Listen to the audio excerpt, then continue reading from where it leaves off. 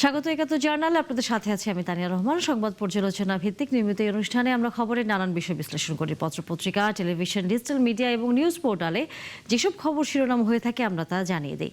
সেই খবরের সাথে যুক্ত মানুষদের আমরা সংযুক্ত করি আমাদের আলোচনার টেবিলে। আমাদের স্টুডিও এবং অনলাইনে সংযুক্ত থাকা অতিথিরা সেসব খবরের গভীরে ঢোকেন।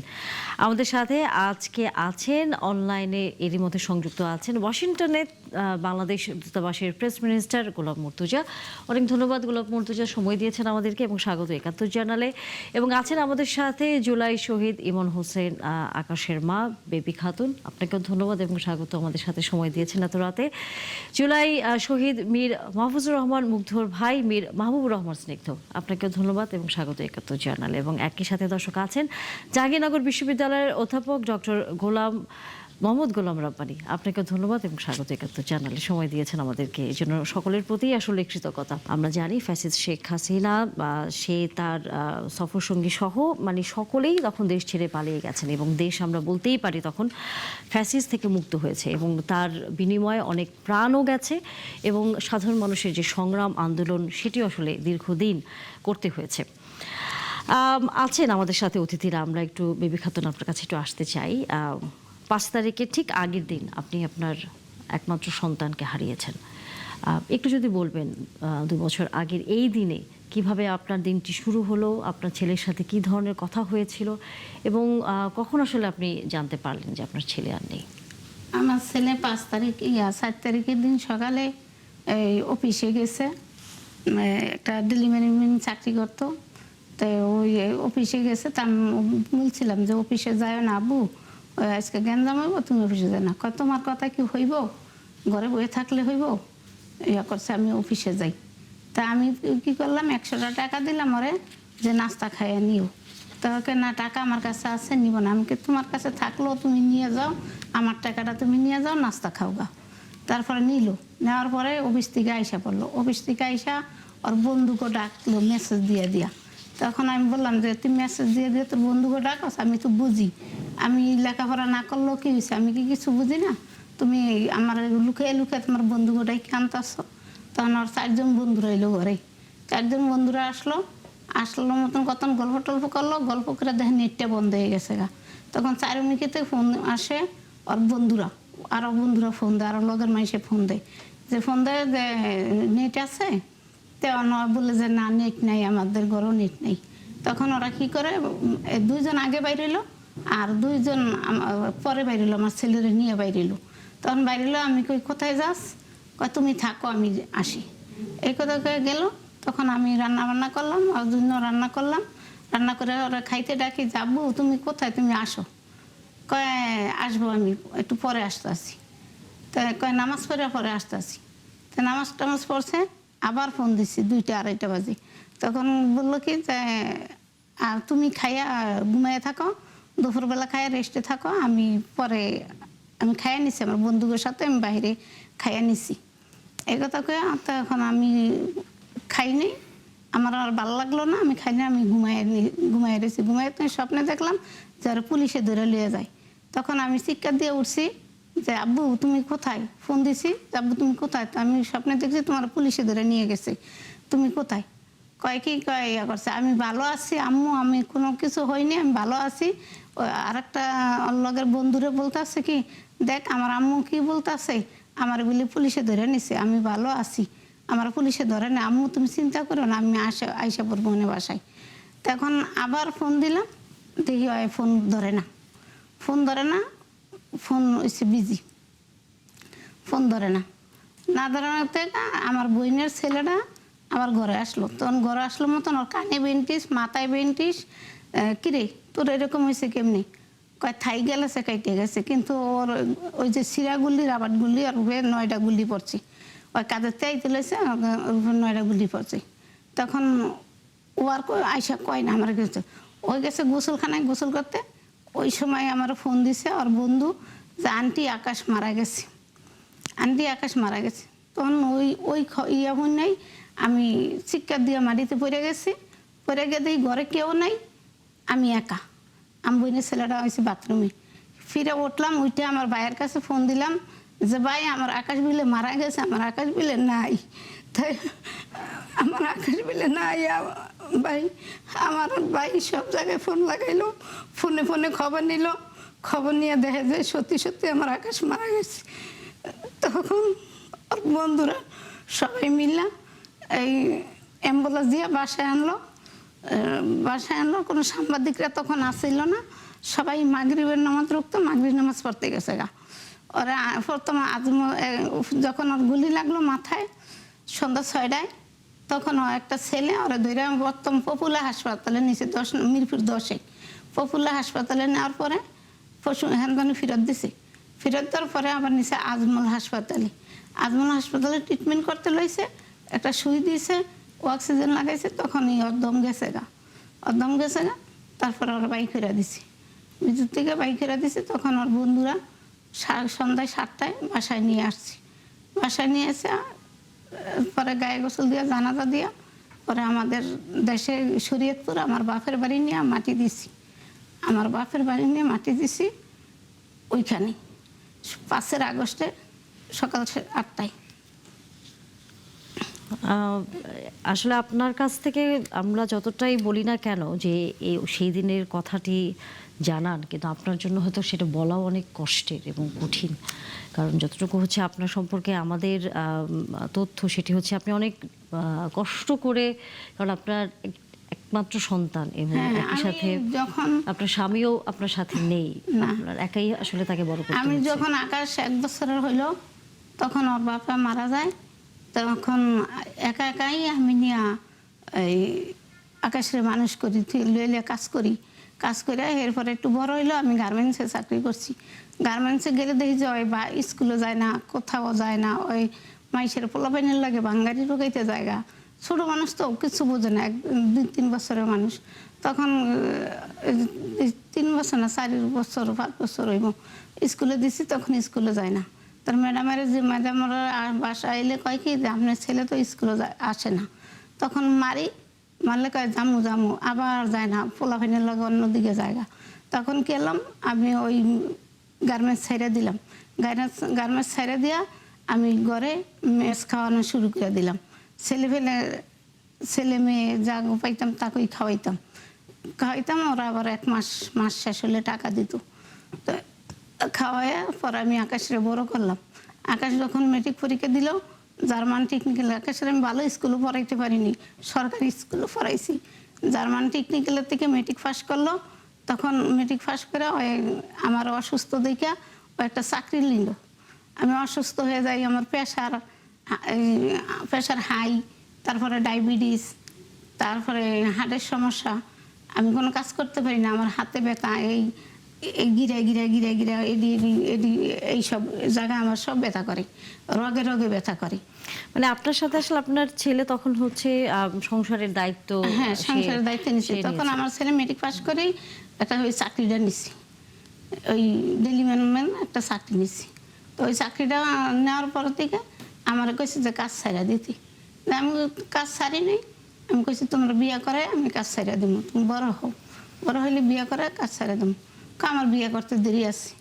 তখন যেদিন মারা যাবো এর আগের দিন ও বললো যে আম্মু আমি বিয়ে করতে কও, তাহলে আমি বিয়ে করবো, আমার লোকের ডক সুন্দর দেখে একটা মাইয়া দেখো, আমি বিয়ে করবো। ওই যেদিন মারা যাবো এর আগের দিন সকালবেলা ঘুমোতে উঠতে অফিসে যায় আর আমার এই কথাটা কয়ে যায়। তখন কষ্ট করে বড় করলাম একা মানুষের মতো মানুষ করছি, কিন্তু আকাশ কোনো বেদব ছিল না, কোনো কারোর সাথে মুখ কালা করে কথা বলতো না, হাইসা কথা বলতো সবসময়।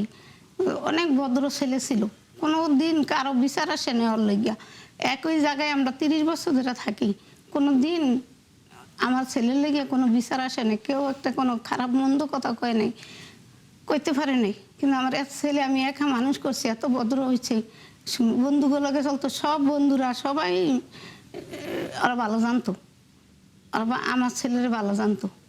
আর সেই ছেলে আমার আজকে আমি এমন একা মানুষ করছি, আমার সংসার জীবন কেমন তার আমি কইতে পারি না। আমি সংসার করতে পারি নাই।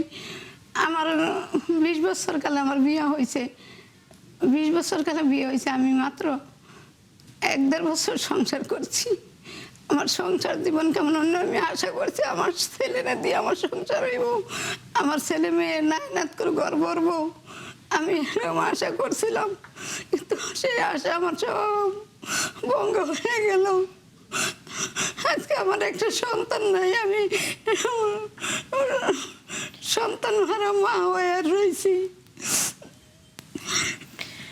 আমরা আসলে এরকম গল্প অনেক অনেকই আসলে আছে। আচ্ছা বলতো, জি। আম্মু তুমি কিছু কইরো না, তুমি কোথাও যাও না আমারে থুইয়া, তুমি যদি যাও না তাহলে আমি কই থাকবো, আমি রাস্তাঘাটে থাকবো, আমার মাইসে লাত্তি গুতা মারবো, তুমি আমার থুইয়া যাও না। আমি আমার ছেলের কথা না, আমি যদি বড় হই তোমার গাড়ি চালায় খাওয়াবো, গাড়ি চালায় খাওয়াবো, ছোট থাকলে এগুলো বলতো। তো সেই ছেলে আমার চলে গেল দুনিয়ার থেকে, আর আমি অনেক একা হয়ে গেলাম। আমি জীবন কিভাবে বাঁচবো, আমার আমি কতদিন এই একা থাকবো, কতদিন আমি এই জীবন কাটাবো একা একা, কতদিন আমার এই বোঝা বইতে হইবে, আমি নিজেও তো ইয়া করে হাঁটতে পারতেছি না। আসলে আপনার কান্নার জন্য সান্ত্বনা আসলে ভাষা আমাদের একেবারেই নেই, কারণ কি বললে পরে আপনার মন একটু হালকা হবে আমরা আসলে জানি না, কারণ যে কষ্ট সেই কষ্ট আরও অনেকেই বই আসলে বেড়াচ্ছে। আমরা আজকের দিনে আসলে সেই কথাগুলোই স্মরণ করতে চাই, তবে আমাদের সাথে আর অন্যান্য অতিথিরাও আছেন, তাদের কাছে ফিরবো, তবে সেটি বিরতির পর। দর্শক নিশ্চয়ই আপনারাও আমাদের সাথে থাকবেন এবং এই স্বজনহারা মানুষদের গল্পগুলো আসলে আপনারাও শুনবেন এবং একই সাথে দেশের প্রতি তাদের যে ত্যাগ, তাদের যে ভালোবাসা, তাদের যে লড়াই, সেটির গল্পটি নিশ্চয়ই আমাদের সামনের দিনগুলোতে অনেক অনুপ্রাণিত একটি জায়গায় হয়তো পৌঁছে নিয়ে যাবে। ফিরবো আবারও বিরতির পর, থাকবেন ৭১ জার্নালে। ধন্যবাদ দর্শক, আবার আমন্ত্রণ ৭১ জার্নালে। আমরা আলোচনায় ফিরবো। আমরা একটু আসতেই চাই মুগ্ধর ভাই স্নিগ্ধর কাছে, যেটি আসলে মুগ্ধর সেই সময়ের যে কথাটি, পানি লাগবে পানি, যেটি একটি খুবই আলোড়ন তৈরি করেছিল, একটি আবেগ এবং একই সাথে এই সে যখন অন্য মানুষের জন্য হচ্ছে পানি এবং অন্য মানুষের পাশে দাঁড়ানোর যেই প্রচেষ্টার মধ্যে ছিল আন্দোলনে, নিজে আন্দোলনে থাকা অবস্থাতে, তারপরই আসলে তাকে চলে যেতে হয়েছে। আমরা সেই গল্পটাও কম বেশি জানি, একটু ছোট করে যদি আমাদেরকে জানাবেন সেই দিনের কথাটি। মীর মাহফুজুর রহমান মুগ্ধ আমার ভাই। ছোটবেলার থেকেই বিভিন্ন সমাজসেবামূলক কাজের সাথে জড়িত। ছোটবেলা থেকে স্কাউটিং এবং ওর ইউনিভার্সিটির বিভিন্ন কালচারাল ক্লাব, বিভিন্ন সংগঠনের সাথে জড়িত ছিল। যখনই বাংলাদেশে কোনো রকম দুর্যোগপ্রবণ পরিস্থিতির সৃষ্টি হতো, যেমন ঘূর্ণিঝড় বলেন, বন্যা বলেন, অথবা অগ্নিকাণ্ডের ঘটনা বলেন, ও সবসময় নিজের জায়গা থেকে চেষ্টা করতো সর্বোচ্চ ওর জায়গা থেকে যে সেবাটি দেওয়ার, সেই সেবাটি দেওয়ার জন্য। 2018-19 সালের দিকে যে বনানী এফআর টাওয়ারের অগ্নিকাণ্ড হয়েছিল, সেখানে সে সেবা প্রদানের জন্য বাংলাদেশ স্কাউটস থেকে ন্যাশনাল সার্ভিস অ্যাওয়ার্ডও পেয়েছিল। তো এই সেবার মনোভাবটা ওর ছোটোবেলার থেকে ওর ভিতরে। যখন জুলাই আগস্ট গণঅভ্যুত্থানের সময় যখন ফ্যাসিস্ট সরকার ঢাকা ইউনিভার্সিটি স্টুডেন্টদেরকে আক্রমণের মাধ্যমে সারা দেশে একটি আলোড়ন সৃষ্টি হয়, তখনই মুগ্ধ সিদ্ধান্ত নেয় যে এই জুলাই আগস্ট গণঅভ্যুত্থানেও অংশগ্রহণ করবে এবং এই গণঅভ্যুত্থানের জন্য ও ভূমিকা পালন করবে। তখন সে চিন্তা করছিল কিভাবে সে জুলাই আগস্ট গণঅভ্যুত্থানে অংশগ্রহণ করবে, কারণ ও কখনো হিংসাত্মক কোনো উপায় ব্যবহার করতে চেত না। তো ও প্রথমে 18 জুলাইতে বিকাল 3টার দিকে ও আন্দোলনে যুক্ত হয় এবং প্রথম দিকে ও যারা আহত আন্দোলনকারীরা ছিল তাদেরকে ফার্স্ট এড দিচ্ছিল এবং তাদেরকে হসপিটালে মেডিকেল নিয়ে যাওয়া এবং নিয়ে আসার মেডিকেল সার্ভিসটি দিচ্ছিল। তারপরে এক পর্যায়ে ওর মনে হলো যে এখন ও আন্দোলনে পানি এবং বিস্কুট বিতরণের মাধ্যমে আন্দোলনকারীদেরকে সেবা প্রদান করবে। সেই জায়গা থেকে, সেই চিন্তা থেকেই মুগ্ধ আনুমানিক 5টার দিকে পানি এবং বিস্কিট বিতরণ শুরু করে আন্দোলনকারীদের মাঝে। এবং আপনারা দেখেছেন মুগ্ধর সেই ভিডিওটি। মুগ্ধ গুলিবিদ্ধ হওয়ার ঠিক 15 থেকে 20 মিনিট আগে সেই ভিডিওটি রেকর্ড করা হয় এবং সেই ভিডিওটি রেকর্ডের পরে মুগ্ধ পানি বিতরণ করতে করতে যখন একটু ক্লান্তি হয়ে যায়, তখন সে রাস্তার পাশের ডিভাইডারে বসে একটু বিশ্রাম নিচ্ছিল। ওই দিন প্রচণ্ড গরম ছিল এবং টিয়ার সেল গ্যাসের ধাঁধালো ধোয়াতে ও খুবই ক্লান্ত হয়ে পড়েছিল। তখন হঠাৎ করে পুলিশের একটি দল গুলি চালাতে চালাতে মেইন রোড থেকে ভিতরের দিকে চলে আসে। তখন সেই আতর্কিত গুলির মধ্যে একটি গুলি মুগ্ধর মাথার মধ্যে এসে গুলিবিদ্ধ হয় এবং মুগ্ধ সেখানেই মৃত্যুবরণ করে। তো মুগ্ধর চিন্তা ছিল ও আন্দোলনে ভূমিকা রাখবে, শুধুমাত্র আন্দোলনে অংশগ্রহণ করার মাধ্যমে ভূমিকা রাখবে না। ও আপনি যদি খেয়াল করেন দেখবেন ও দুইভাবে ভূমিকা রেখেছে। এক হলো আন্দোলনে অংশগ্রহণ করার মাধ্যমে প্রতিরোধ গড়ে তুলেছে, দ্বিতীয় হলো আন্দোলনকারীদেরকে সেবা প্রদান করছিল। তো ওর যে সেবা প্রদান করার মনোভাবটা, সেই মনোভাব থেকেই ওর এই বুদ্ধিটি আসে যে ও পানি বিতরণের মাধ্যমে আন্দোলনের ভূমিকা রাখবে, এবং এটিই ছিল সেই দিনের 18 জুলাইয়ের ঘটনা। এর আগে আপনাদের বাসায় যদি আসলে আমরা একটু জানতে চাই, তখন তো আন্দোলন নিয়ে অথবা যে ছাত্ররা তখন হচ্ছে তো রাস্তায় মিছিল করছে, দিন রাত এক করে ফেলছে, তখন কি আলোচনা সে কখনো করেছে, বা তার তখন চিন্তা ভাবনা কি কাজ করতো তখন? হ্যাঁ, আমার এখন স্পষ্ট মনে আছে 16 তারিখ রাতের বেলা আমরা নর্মালি বাসায় আমরা রাতের খাবার সবাই একসাথে খাই। খাওয়ার পর আমরা কিছুক্ষণ নিজেদের মতন গল্প করি বাবা মার সাথে। ওই গল্পের মধ্যেই আমার আম্মুকে বলতেছিল যে আমরা যদি 1971 সালের যুদ্ধের সময় তো আমরা জীবিত ছিলাম না, যদি 1971 সালে যদি আমি জীবিত থাকতাম আর তুমি যদি আমার মা হতা, তুমি কি আমাকে মুক্তিযুদ্ধে যেতে দিতা? তখন আমার আম্মু তখন ওইভাবে বুঝে নাই যে ও আসলে কি মিন করতে চাচ্ছে। আমার বাবা ঠিকই বুঝতে পারছিল। তখন আম্মু বলছে যে তখনকার পরিস্থিতি অনুযায়ী আমরা তখন সিদ্ধান্ত নিতাম কি করা যেত না যেত। তো ও এইভাবে কিন্তু একটা নীরব সম্মতি নিয়ে রেখেছিল আমার বাবা মার থেকে যে ও যুদ্ধে অংশগ্রহণ করতে চায়। এবং ওর তখনকার ওই তারপর আরও বিভিন্ন কথাবার্তা হচ্ছিল। তখন আমার মনে আছে আবু সাইদ সেদিন মৃত্যুবরণ করে, এবং মুগ্ধ আবু সাইদের যে ভিডিওটা, সে বোনের যে আর্তনাদের ভিডিওটা, সেই ভিডিওটা শেয়ার দিয়ে খুবই দুঃখ প্রকাশ করেছিল সোশ্যাল মিডিয়ার প্ল্যাটফর্ম থেকে। তখন সেখানে ও আমার বাবা মাকে জিজ্ঞাসা করছিল যে তোমার কাছে কি মনে হয় আবু সাইদের বাবা মার উপর দিয়ে এখন কি যাচ্ছে, তার বোন এখন কিরকম ফিল করতেছে। এরকম কথাবার্তা দ্বারা বোঝা যাচ্ছিল যে ও আন্দোলনে যোগদান দেওয়ার জন্য খুবই মুখিয়ে আছে, এবং ও যেভাবে হোক আন্দোলনে নিজের ভূমিকা পালন করতে চাচ্ছে। তো বাসার মধ্যে এইসব ঘটনাধারায় আমরা বুঝতে পারি যে মুগ্ধ আসলে এই জুলাই আগস্ট গণঅভ্যুত্থানের অংশগ্রহণের জন্য ও আসলে খুবই উৎসাহী ছিল, এবং চেষ্টা করেছিল ওর পক্ষ থেকে সবভাবে জুলাই আগস্ট গণঅভ্যুত্থানের ভূমিকা রাখার জন্য। নিশ্চয়ই, এবং আসলে সেটি সে প্রমাণ করেছে তার নিজের জীবনটি দিয়ে। এটা আমরা আসলে সবাই তার কাছে কৃতজ্ঞ থাকবে এবং জাতীয় কৃতজ্ঞ থাকবে।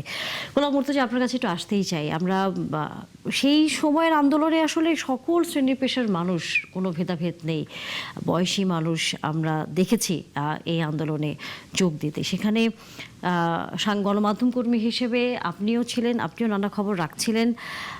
কি মনে হচ্ছিল আপনার এই 5 অগাস্টের আগ মুহূর্ত পর্যন্ত ছাত্রদের যে এক দফা দাবি, আমরা জানি যে 3 অগাস্ট থেকে আসলে সেটি হয়েছিল, এই ফ্যাসিস্ট সরকারকে পদত্যাগ করার যে দাবি উঠেছিল, তার আগে নানা মানুষের যে হত্যা, আবু সাইদ থেকে শুরু করে যে মুগ্ধর গল্প আমরা শুনলাম কিছুক্ষণ আগে, গণমাধ্যম কর্মী হিসেবে আসলে তখন আপনার ভেতরে কি মনে হচ্ছিল? যে বাক স্বাধীনতার কথা বলে তো আমরা গত 17 বছর দেখেছি কিভাবে গণমাধ্যমকে ব্যবহার করা হয়েছে।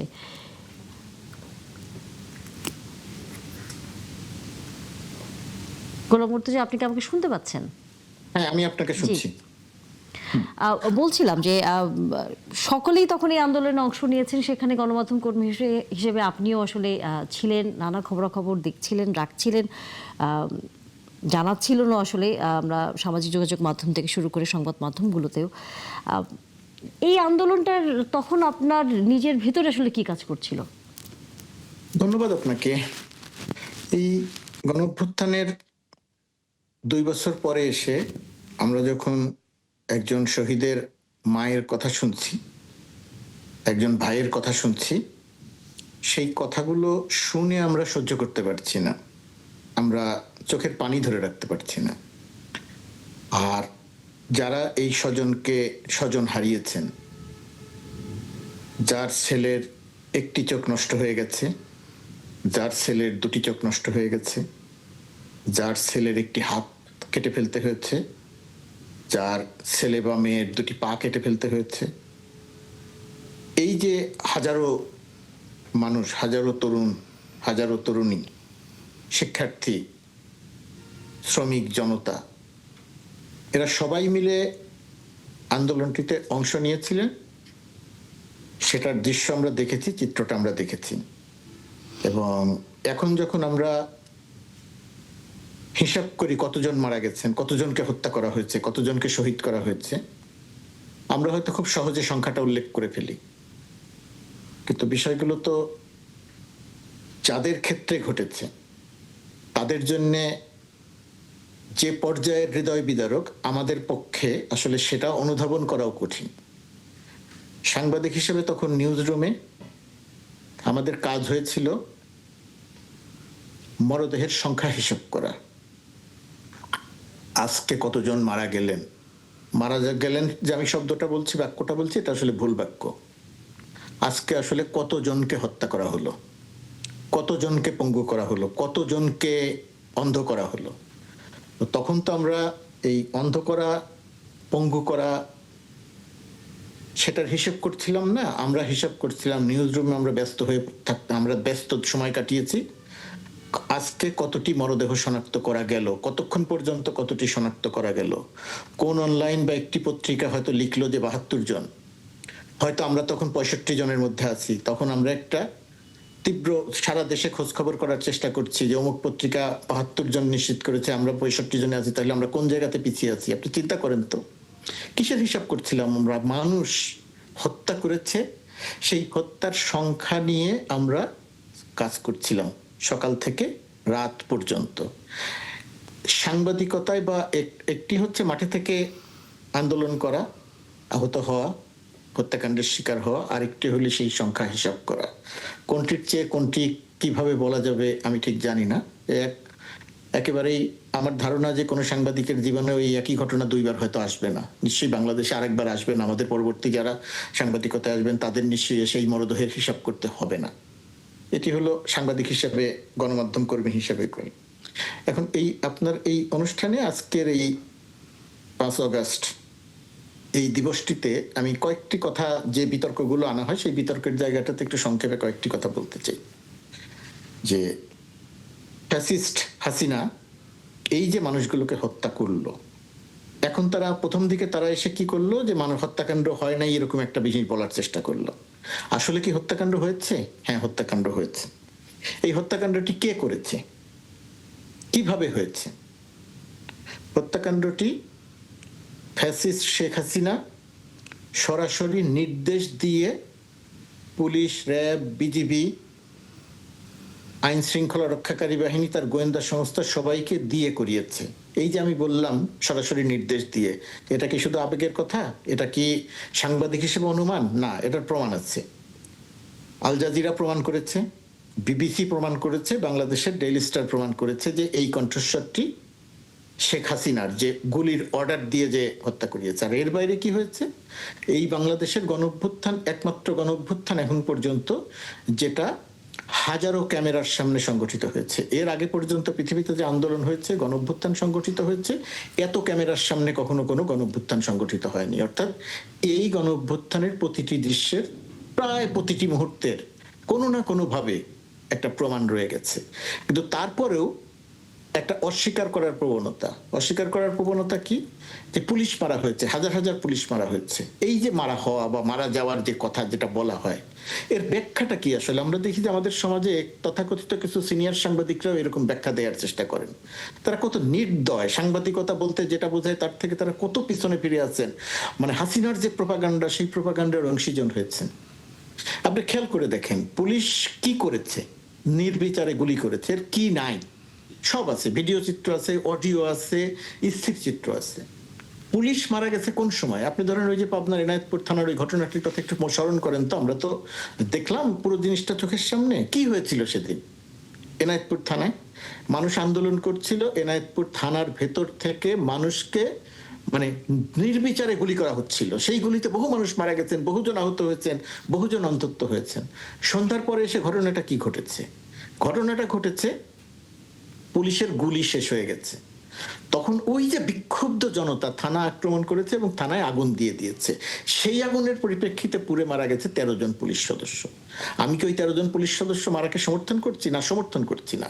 কিন্তু আমি যখন ওই পুলিশ সদস্য মারা যাওয়ার ঘটনাটা বলবো যে এতজন পুলিশ মারা গেছে, সেই প্রেক্ষাপটটা তো আমাকে বিবেচনায় নিতে হবে। কোন প্রেক্ষাপটে পুলিশ আসলে মারা গেল?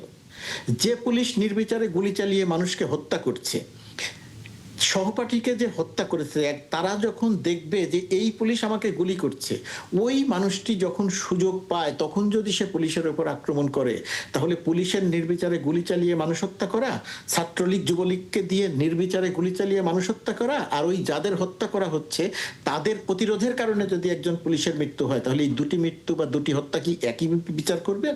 একইভাবে বিচার করবেন না। আপনি এই ফ্যাসিস্টদের অবস্থাটি দেখবেন, এখন তারা আরো কি বলার চেষ্টা করছে, বিভিন্নভাবে ইনিয়ে বিনিয়ে বলার চেষ্টা করছে।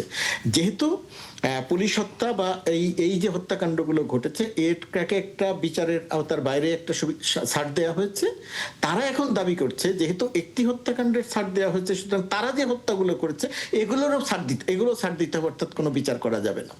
দুটি হত্যাকাণ্ড তো এক জিনিস না। ইতিহাস লেখে বিজয়ীরা। 1971 সালে বাংলাদেশের মুক্তিযোদ্ধারা, বাংলাদেশের মানুষ যদি পাকিস্তানিদের কাছে পরাজিত হতো, তাহলে ইতিহাস পাকিস্তানিরা লিখতো, বাংলাদেশের মুক্তিযোদ্ধাদের বিচার হতো, তারা বিচার করত। 1971 সালে বাংলাদেশ বিজয়ী হয়েছিল, মুক্তিযোদ্ধারা বিজয়ী হয়েছিলেন, ইতিহাস মুক্তিযোদ্ধারা লিখেছেন, বিজয়ীরা লিখেছেন। রাজাকারদের বিচার হয়েছে, পরাজিতদের বিচার হয়েছে, মানে বিজয়ীদের বিচার নয়। 2024 সালে বাংলাদেশের মানুষ রক্ত দিয়ে, চোখ দিয়ে, পা হারিয়ে বিজয় অর্জন করেছে। সেই বিজয়ের ইতিহাস বিজয়ীরাই লিখবে। পরাজিত যারা, সেই পরাজিতরা এসে ইতিহাস ঠিক করবে না। তো এই যে চিত্রটা, এই জায়গাটিতে আরো কিছু প্রসঙ্গ এনে আমাদের এই পুরো ব্যাপারটিকে একটি কি বলবো, যে একটা বিতর্কিত করার একটা চেষ্টা চলছে।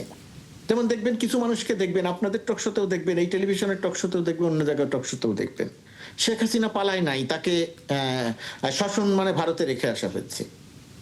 শেখ হাসিনা যে পালিয়েছে, সে যে ভারতে যাবে, বহু আগে, মানে বেশ আগের থেকে, বহু তো নয়, বেশ আগের থেকে সে ভারতের সাথে বারবার যোগাযোগ করেছে, করে একটা পর্যায়ে তার সে গণভবন থেকে পালিয়েছে, হেলিকপ্টারে উঠে কুর্মিটোলায় গেছে, সেখান থেকে এয়ারক্রাফটে করে সে ভারতে গিয়ে আশ্রয় নিয়েছে। তো এটা কি শাসন মানে তাকে নিয়ে যাওয়া না পালানো? একটি জনসমক্ষ জনগণের সামনে দিয়ে গেছে? যায় নাই। কিছু মানুষ তাকে পালাতে সহায়তা করেছে।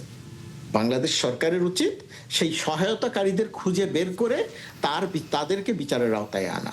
শেখ হাসিনা জনসমক্ষ দিয়ে চলে যায় নাই, শেখ হাসিনা লুকিয়ে পালিয়ে সে হেলিকপ্টারে উঠছে, হেলিকপ্টার থেকে এয়ারক্রাফটে তার ওঠার ব্যবস্থা করেছে এবং তাকে নিয়ে গিয়ে রেখে আসা হয়েছে। এটা অবশ্যই পালিয়ে যাওয়া, এর নাম শাসন মানে রেখে আসা নয়।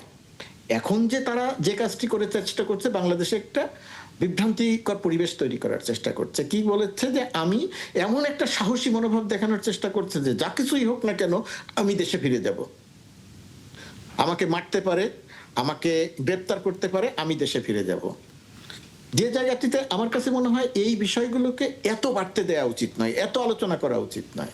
শেখ হাসিনা কে? শেখ হাসিনা বাংলাদেশে জোর করে ক্ষমতা দখল করা প্রধানমন্ত্রী ছিল। শেখ হাসিনা বাংলাদেশ থেকে মানুষ হত্যা করে, মানবতা বিরোধী অপরাধ করে পালিয়ে গেছে। শেখ হাসিনা সাক্ষী প্রমাণের ভিত্তিতে, ভিডিও, অডিও, মানুষের সাক্ষী প্রমাণের ভিত্তিতে মানবতা বিরোধী অপরাধী, হত্যাকাণ্ডের ক্ষেত্রে অপরাধী, তার শাস্তি হয়েছে সাক্ষী প্রমাণের ভিত্তিতে। এই যে বলে না যে আমি ফিরবো, আমাকে ধরতে পারে না। আপনি ফিরবেন, আইন অনুযায়ী আপনাকে গ্রেপ্তার করা হবে, আপনি ফিরবেন, আইন অনুযায়ী, বিচারের রায় অনুযায়ী সেই শাস্তি কার্যকর করা হবে। এইখানে ধরতে পারে, মারতে পারে, কেউ ধরা মারার ব্যাপার নাই, আইন অনুযায়ী আপনার বিরুদ্ধে ব্যবস্থা নেওয়া হবে। বাংলাদেশের মানুষকে বিভ্রান্ত করার একটা চেষ্টা, পার্শ্ববর্তী দেশের একটা ট্রাম্প কার্ডে পরিণত হয়েছেন তিনি।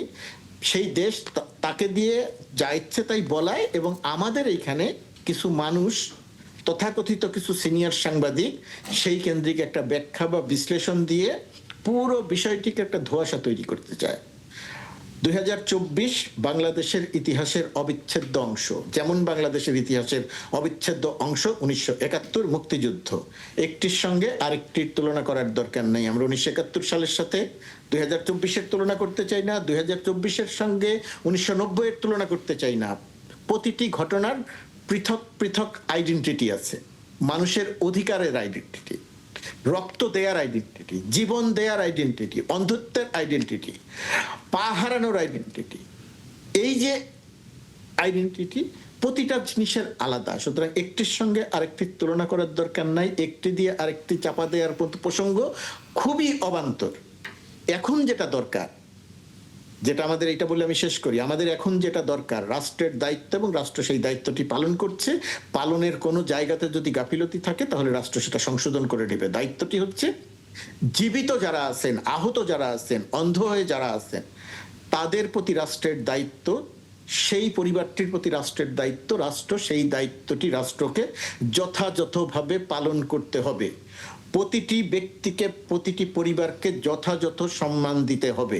এই সম্মান দেওয়ার ক্ষেত্রে আমরা যদি কোথাও ভুল ত্রুটি হয় সেটা সংশোধন করে নিব, কিন্তু আমরা যেন ইচ্ছে করে কোনোটা দিয়ে, আমরা যেন ইচ্ছে করে সেই জায়গা থেকে বিচ্যুত না হই। নিশ্চয়ই। আর যেটা করতে হবে, জি, আমি শেষ করবো জাস্ট একটা জি। বাক্যে, আর যেটা করতে হবে, অপরাধীদের শনাক্ত করে যত দ্রুত সম্ভব দৃষ্টান্তমূলক বিচার এবং দৃষ্টান্তমূলক শাস্তির আওতায় আনতে হবে। তা যদি না হয় তাহলে কিন্তু আমরা এই শহীদের মায়ের বা শহীদের ভাইয়ের গল্প শুনে চোখ দিয়ে পানি ফেলবো, এতে ওই পরিবারগুলোর কিছু আসবে যাবে না। পরিবারগুলো শান্তি পাবে তখনই যখন তাদেরকে যথাযথ সম্মান করা হবে, যখন এই অপরাধীদের, হত্যাকারীদের, মানবতা অপরাধ বিরোধী অপরাধীদের আমরা শাস্তি নিশ্চিত করতে পারবো। এই যে বিষয়টি আজকে শাস্তি মাননীয় দেখে- প্রধানমন্ত্রী নিজেও বলেছেন, আমরা তার উপর আস্থা রাখতেই চাই। নিশ্চয়ই আমরা অবশ্যই। আমরা আমরা ফিরবো আপনার কাছে আবারও। তবে বিরতির সময় হয়ে যাচ্ছে। গোলাম রব্বানী, আপনার কাছে আসবো, কিন্তু বিরতি আমাদেরকে নিতেই হচ্ছে সময় স্বল্পতার কারণে। বিরতির পর দর্শক আমরা আবারও ফিরবো ৭১ জার্নালে। ধন্যবাদ দর্শক, আবারও আমন্ত্রণ ৭১ জার্নালে। হয়তো আলোচনা অন্যদিকে যাওয়ার সুযোগ আছে, কারণ হচ্ছে যে বিষয়গুলো নিয়ে সকলেরই প্রশ্ন, যে বিচার এবং একই সাথে পরিবারগুলোর প্রতি সহানুভূতির যে জায়গাটি, সেটি হয়তো সামনে বারবারই আসে। আমরা সেই আলোচনার একটু পাশে রেখে গোলাম রব্বানী, আপনার কাছে যদি জানতে চাই, সেটি হচ্ছে যে কোনো অভ্যুত্থান, শিক্ষক, শিক্ষার্থী, মানে ছাত্ররা সবার আগে আসলে এগিয়ে আসে, এবং তারপরে তাদের সাহসে দেখা যায় সাধারণ মানুষের ভিতরে এক ধরনের সাহস তৈরি হয়, তখন তারাও গিয়ে সেখানে যুক্ত হন। আপনারও ভূমিকা আসলে সেখানে আমরা দেখেছি। আপনার তখন কথা, আপনার যেই বক্তৃতা, সেটি সাধারণ মানুষের ভিতরে এক ধরনের আবেগের পাশাপাশি সাহস জুগিয়েছে। যখন একজন শিক্ষক, বিশ্ববিদ্যালয়ের শিক্ষক সাধারণ মানুষের পক্ষে দাঁড়িয়ে যান, তাদের কথাটা বলেন, কারণ সাধারণ মানুষ তো বলতে পারে না, আপনি হয়তো তখন বলেছেন, এবং অন্যদের থেকে আলাদা, কারণ একটু আগে যেরকম বিভাজন আসলে হচ্ছিল গণমাধ্যম কর্মীদের, এরকম তো আসলে দিন শেষে আমরা দেখেছি গত ১৭ বছর শিক্ষকদের ক্ষেত্রেও বিভাজন আমরা দেখেছি। সেই অবস্থায় এই রক্তচক্ষুকে উপেক্ষা করে যে নিজের একটি অবস্থান আপনি তখন সেখানে তৈরি করেছিলেন, সেই কথাগুলো একটু আমরা শুনতে চাই। ধন্যবাদ আপনাকে। আসলে পাশেই তো দুজন শহীদ পরিবারের দুই সদস্য, একজন মা, আরেকজন ভাইকে নিয়ে বসে আছি এবং তাদের গল্পগুলো শুনেছি। ফলে আসলে চিন্তাগুলো এলোমেলো হয়ে গেছে, আলোচনাগুলো হয়তো এলোমেলো হয়ে যাবে। কারণ আমার আসলে ব্যক্তিগত স্মৃতিচারণ করবার কিছু নেই। যে বক্তব্যটির কথা বলছেন এবং বিভিন্ন জায়গায় যেগুলো উল্লেখ করা হয়, সেটি আসলে ওই পরিস্থিতির মাঝ দিয়েই তো তৈরি হয়েছে। আমি একজন শিক্ষক, দীর্ঘদিন শিক্ষকতা করি বিশ্ববিদ্যালয়ে।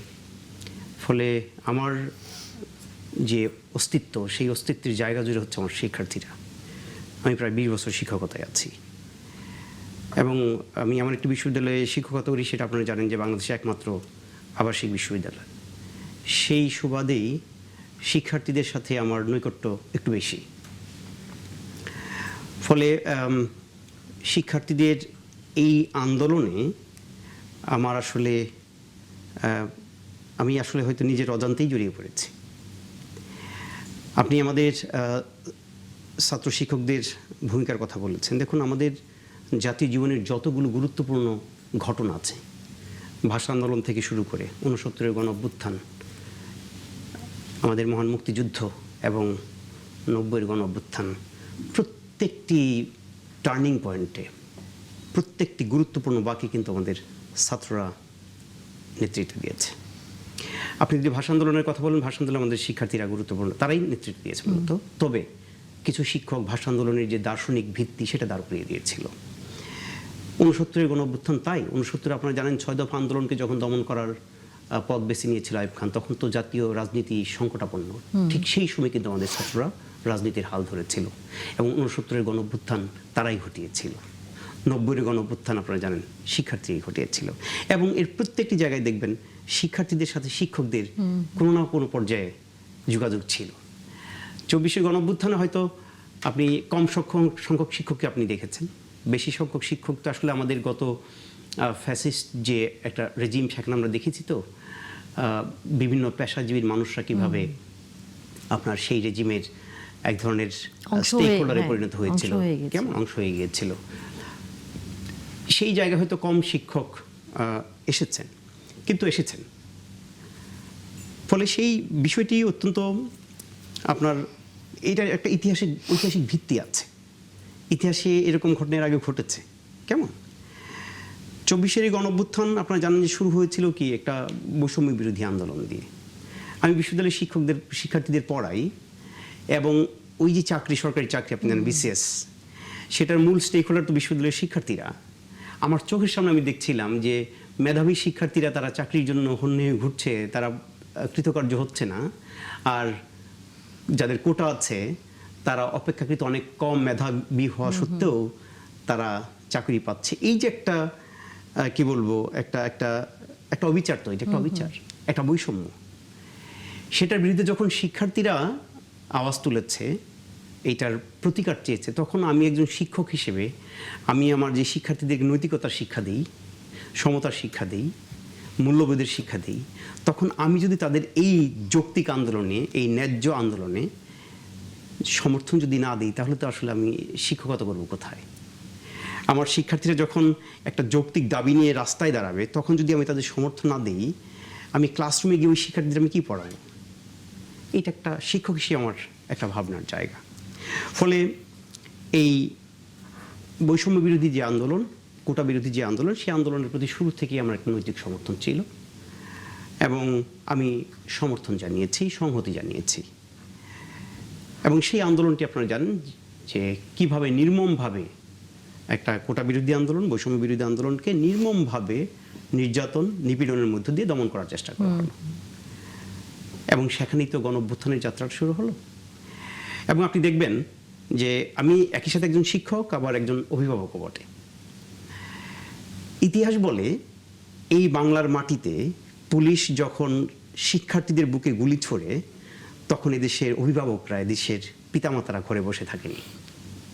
হ্যাঁ, আমরা আসলে দেখেছি তখন অনেক বাবা মা এক্স্যাক্টলি তাদের সন্তানের সাথে আন্দোলন। ব্রিটিশ আমল থেকে শুরু করে পাকিস্তান আমল পর্যন্ত যারা সরকারি চাকুরিজীবী, তাদের চাকুরি নিয়ে দুর্ভাবনা সবসময় থেকেছে। কারণ সরকারের বিরুদ্ধে কথা বললেই, যদি ঔপনিবেশিক যুগের কথা বলছি, যদি চাকরিটা চলে যায়, পাকিস্তান আমলে তো আর ঔপনিবেশিক যুগের চাইতে ভালো পরিস্থিতি সৃষ্টি হয়নি। সেই পরিস্থিতিতেও 1952 সালের ভাষা আন্দোলনে 21শে ফেব্রুয়ারি যখন আমাদের শিক্ষার্থীদের হত্যা করেছে পাকিস্তানের পুলিশ, আপনি 22 তারিখ, ফেব্রুয়ারি 22 তারিখ, 23 তারিখ, 24 তারিখের খবর নেন, পুরো ঢাকা শহরের সকল কর্মজীবী মানুষ, সকল অফিসার কর্মকর্তারা রাস্তায় নেমেছে।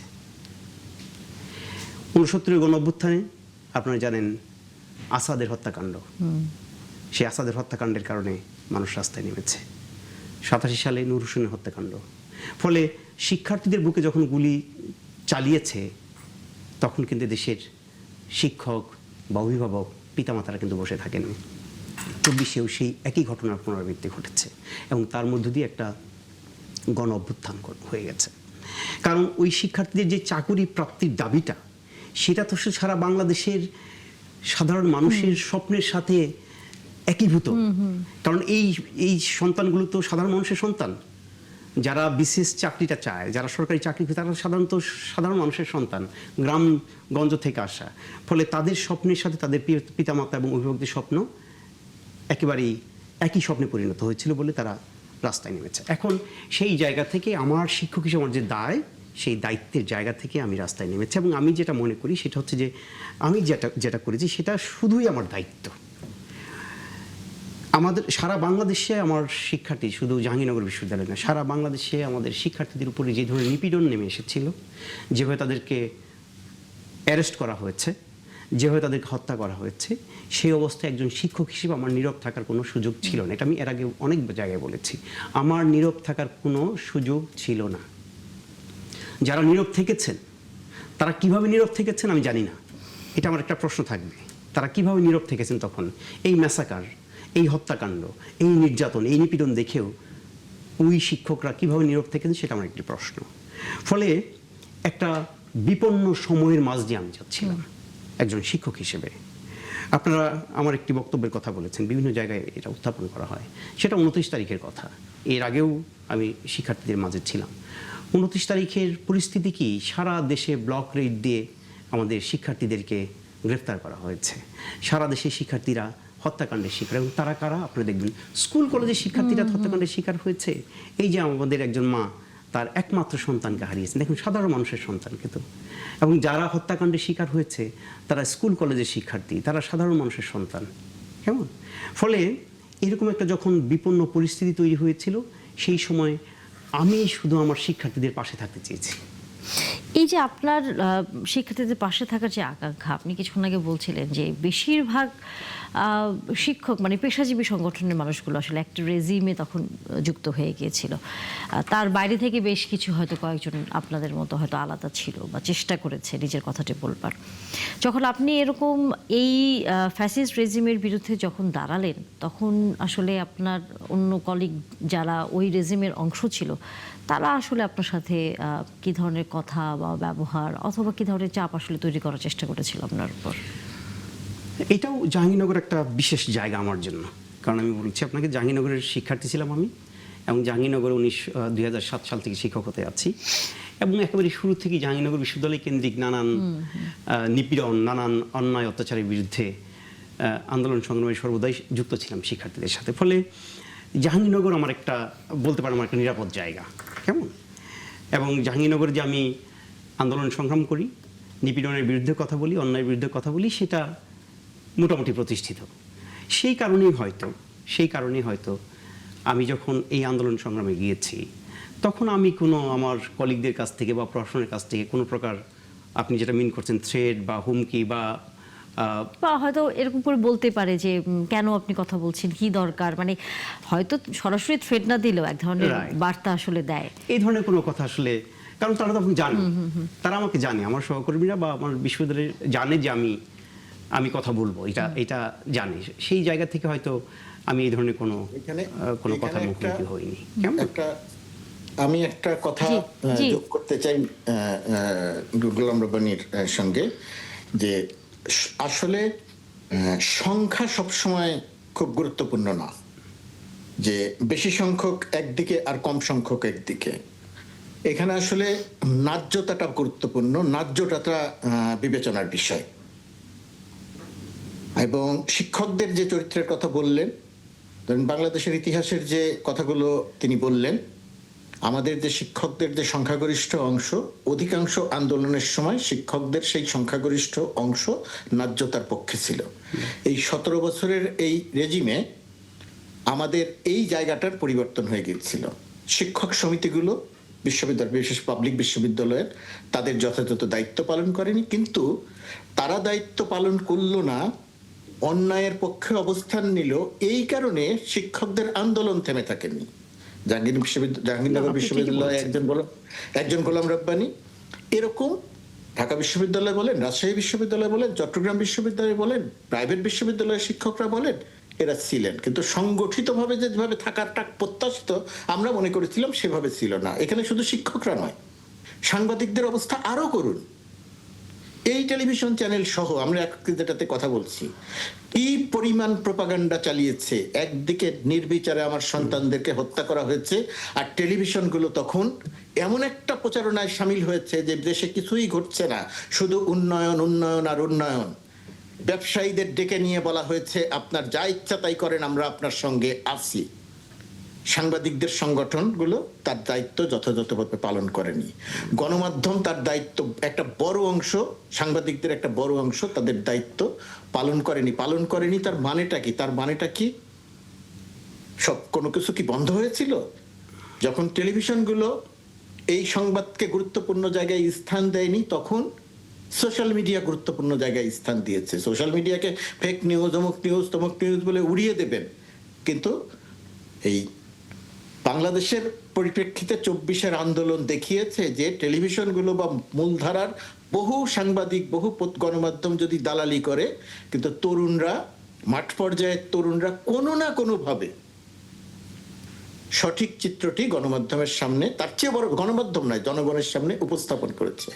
আমাদের এই যে এই 17 বছরের রেজিমটা, যেটা যে ফ্যাসিস্ট রেজিম, এটি তো আসলে কথার মতো কথা নয়।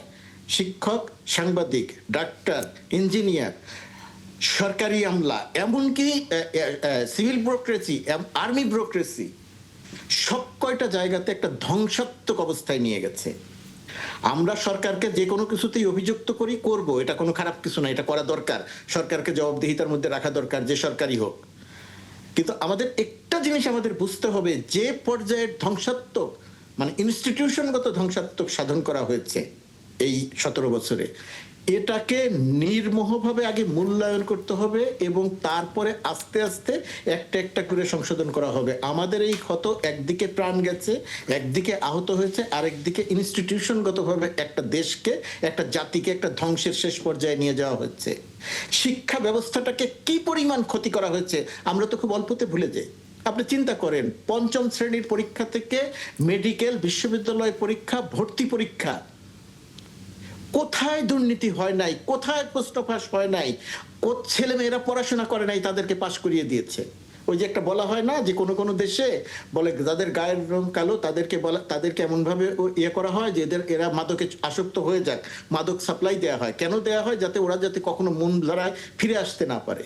আমাদের অবস্থাটা এমন করা হয়েছে, এমন একটা দুর্বল রাষ্ট্র আমরা তৈরি করতে চেয়েছি। আমরা তৈরি করতে চাইনি, আমাদের শেখ হাসিনা ফ্যাসিস্ট রেজিমে তৈরি করতে চেয়েছে, যে ফ্যাসিস্ট রেজিমে একজন শক্ত সাংবাদিক থাকবে না, একজন মেরুদণ্ডওয়ালা শিক্ষক থাকবে না, একটা প্রজন্ম থাকবে না যাদেরকে মানে সুপরিকল্পিতভাবে ধ্বংস করে দেয়া হবে।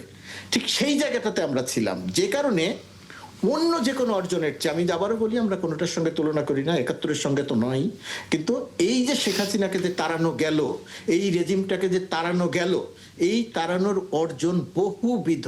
হ্যাঁ, আমাদের বহু কিছু হয় নাই।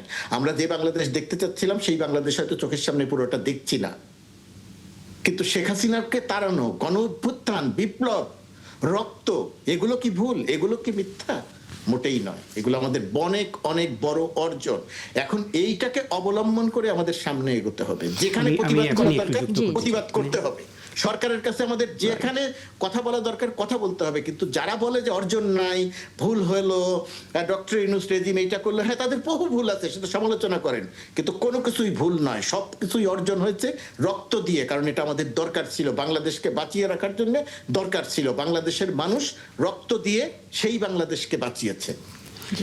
না, এখন যেটা হচ্ছে যে খুবই গুরুত্বপূর্ণ কথা এসছে, যেহেতু আমরা স্মৃতিচারণের মাঝে ছিলাম, এখন প্রাসঙ্গিক বিষয় এসছে। দেখুন, এই 24-এর যে অর্জনটা, সেই অর্জনের কৃতিত্ব নিয়ে এখন দেখুন কি পরিমাণ কাড়াকাড়ি হচ্ছে। এক দফার ঘোষককে এটা নিয়ে আজকে বাংলাদেশে কি হয়েছে, যারা এটা নিয়ে কাড়াকাড়ি করছে তাদের এই কৃতিত্ব না, এই কৃতিত্ব এই যেই পরিবারগুলো এখানে বসে আছে তাদের। 24 কখনোই আসতো না যদি আমাদের সাধারণ মানুষের সন্তানরা জীবন না দিত, যদি স্কুল, কলেজ, মাদ্রাসা, প্রাইভেট বিশ্ববিদ্যালয়ের শিক্ষার্থীরা যদি রাস্তায় নেমে তারা জীবন না দিত। আপনারা দেখবেন এই ঢাকা শহরের আন্দোলনের হটস্পটগুলো কি ছিল? শনিরাখড়া ছিল। কোথায় বেশি হত্যাকাণ্ডের শিকার হয়েছে? শনিরাখড়া, মিরপুর, ওইদিকে উত্তরা, এবং 5 তারিখে সবচেয়ে বেশি হত্যাকাণ্ডের শিকার হয়েছে, আমি বলেছি একটু আগে আপনাদের, সাভার এলাকায়। এখানে কারা বসবাস করে দেখবেন অতি দরিদ্র মানুষদের বসবাস এখানে বেশি, এবং তাদের সন্তানরা বেশি মারা গিয়েছে। ফলে এই গণঅভ্যুত্থানের মধ্য দিয়ে যে একটা জন আকাঙ্ক্ষা তৈরি হয়েছিল, সেই জন আকাঙ্ক্ষা থেকে আমরা বিচ্যুত হয়েছে। উনি বলেছেন ডক্টর ইউনূসের আমলে, হ্যাঁ অবশ্যই, মানে আমাদের একটা চূড়ান্ত লক্ষ্য অর্জিত হয়েছে, সেটা কি? ফ্যাসিস্ট রেজিমের পতন। কিন্তু সেই ফ্যাসিস্ট রেজিমের পতনের মধ্য দিয়ে অসংখ্য মানুষের যে অসংখ্য চাওয়া ছিল, একটা নিপীড়নমুক্ত বাংলাদেশ যে তাদের স্বপ্ন ছিল, একটা বৈষম্যমুক্ত বাংলাদেশ যে তাদের স্বপ্ন ছিল, একটা নিরাপদ বাংলাদেশ তাদের স্বপ্ন ছিল, সেই স্বপ্ন থেকে আমরা বিচ্যুত হয়ে গেছি। সেদিকে আপনারা দেখেছেন যে এই জুলাইয়ে যারা শহীদ হয়েছে, যারা আহত হয়েছে, পরবর্তী সময়ে যে শিক্ষার্থীরা তারা নেতৃত্ব, এই পুরো জুলাই গণঅভ্যুত্থানের কৃতিত্ব তারা কুক্ষিগত করেছে, তারা কি দায়িত্ব পালন করেছে, তারা কতটা খোঁজ খবর নিয়েছে। আমি আপনাকে একটা তথ্য দিয়ে শেষ করতে চাই। অনেক মানুষ আমার কাছে গণঅভ্যুত্থানের পর আমার কাছে এসেছে, গার্মেন্টস ওয়ার্কার এসেছে, রিক্সাওয়ালা এসেছে, আমাকে বলেছে স্যার গণঅভ্যুত্থানে গিয়ে আহত হয়েছি, ট্রিটমেন্ট পাচ্ছি না। আমি নিজে চেষ্টা করে 2-4 জনকে একটা এমআরআই করে দিতে পারিনি। তাদের এমআরআই করে দেওয়ার জন্য তাদের হসপিটালে তাদের চিকিৎসা করবার জন্য তাদের জন্য যোগাযোগ করেছে, কিন্তু তাদের কিন্তু রিচ করতে পারেনি। অসংখ্যবার বলার পরেও কিন্তু তাদের ট্রিটমেন্টের ব্যবস্থা করা হয়নি। ফলে আমি যেটা বলতে চাই সেটা হচ্ছে 24-এর এই গণঅভ্যুত্থান সফল হয়েছে এই আপামর সাধারণ মানুষের অংশগ্রহণের মধ্য দিয়ে। এই 24-এর গণঅভ্যুত্থানের মালিকানা তাদের। এই মালিকানা নিয়ে এখন যারা ধরেন ছাত্র নেতাদের একটা দল আছে, কেমন তারা বারবার বলেছে তারা নতুন বন্দোবস্ত দিবে, আমরা কোনো নতুন বন্দোবস্ত দেখিনি কিন্তু। ফলে এই জুলাই গণঅভ্যুত্থানের যে সত্যিকারের জন আকাঙ্ক্ষা সেটা বাস্তবায়ন করতে হলে ওই মানুষদের দিকে তাকাতে হবে। এবং আপনি দেখুন একটা অভূতপূর্ব ঐক্য তৈরি হয়েছিল।